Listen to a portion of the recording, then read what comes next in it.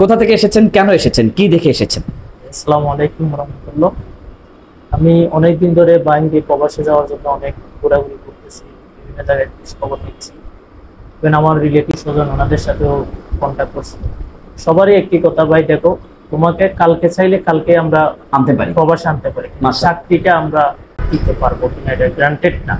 Even তুমি free ভিসায় যদি এখানে আসো, 1 বছর হয়ে গেলে তোমার একটা মানে আবার এটা খরচ, এটা কে বহন করবে, থাকা খাওয়া অসুবিধা নেই, এখানে আমরা সবাই তোমার আনতে পারি। কথা হচ্ছে তোমার মেন হচ্ছে চাকরি।